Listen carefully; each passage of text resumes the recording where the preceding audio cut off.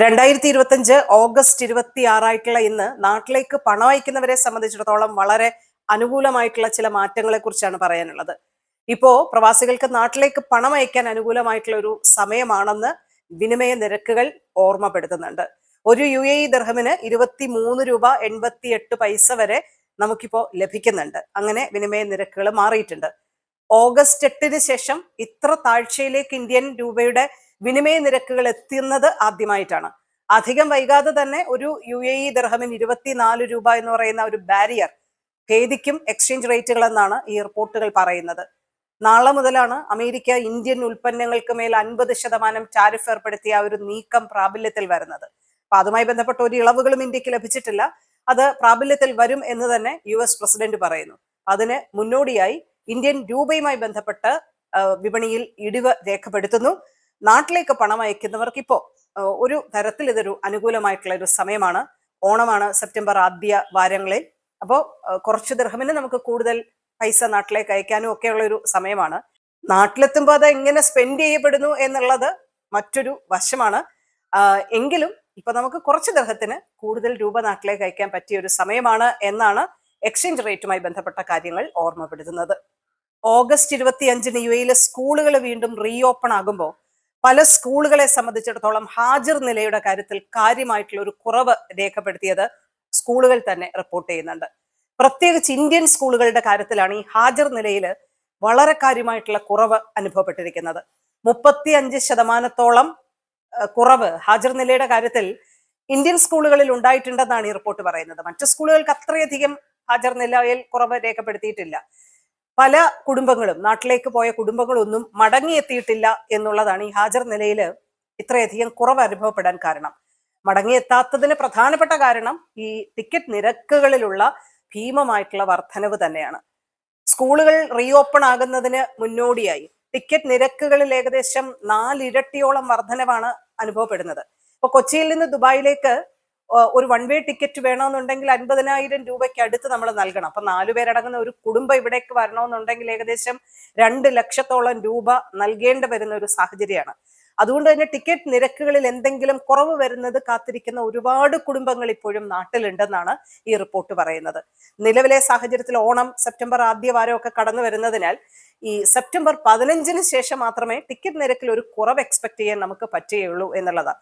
അപ്പോഴേക്കും കുട്ടികളുടെ വിലപ്പെട്ട ക്ലാസ്സുകൾ പലതും നഷ്ടപ്പെടുന്നു എന്നുള്ളതുണ്ട്. ഏകദേശം ഒരു 2-3 ആഴ്ചയോളം ക്ലാസ്സുകൾ കുട്ടികൾക്ക് നഷ്ടപ്പെടുകയാണ്.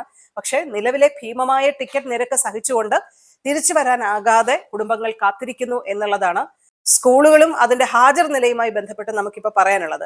ഇനി ഈ ടിക്കറ്റ് നിരക്ക് നൽകി ഇങ്ങോട്ടേക്ക് വരാമെന്ന് വെച്ചാൽ തന്നെ പല വിമാനങ്ങളിലും സീറ്റുകളില്ലാത്ത അവസ്ഥയും പ്രവാസി കുടുംബങ്ങളെ വലയ്ക്കുന്നുണ്ട്. എന്തായാലും എല്ലാ ഈ ഫെസ്റ്റീവ് സീസണുകളിലും പ്രവാസികൾക്ക് നേരിടേണ്ട വിഷയങ്ങൾക്ക് എത്ര വർഷമായാലും യാതൊരു തരത്തിലുള്ള മാറ്റവും ഉണ്ടാകുന്നില്ല എന്നുള്ളതാണ് നമ്മളെ അമ്പരപ്പെടുത്തുന്ന ഒരു ഘടകം. www.dubaicareers.ae എന്ന് പറയുന്ന ഒരു സൈറ്റ് നിങ്ങൾ നിർബന്ധമായും വല്ലപ്പോഴെങ്കിലും ഒന്ന് സന്ദർശിക്കണം.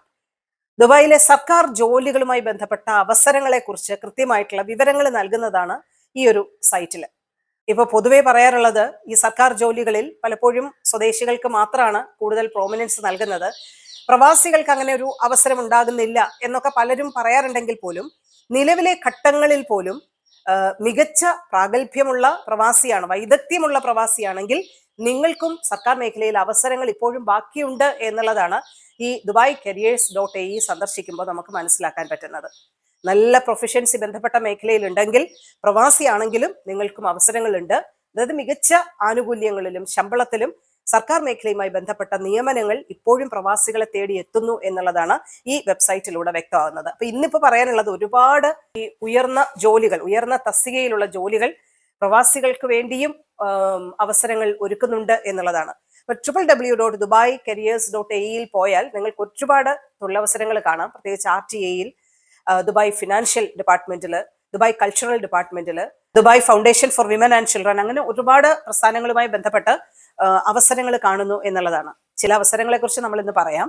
സീനിയർ സ്പെഷ്യലിസ്റ്റ് തസ്തിക കമേഴ്ഷ്യൽ ആൻഡ് ഇൻവെസ്റ്റ്മെന്റ് RTAയുമായി ബന്ധപ്പെട്ടാണ് ഈ ഒഴിവ് വന്നിരിക്കുന്നത്.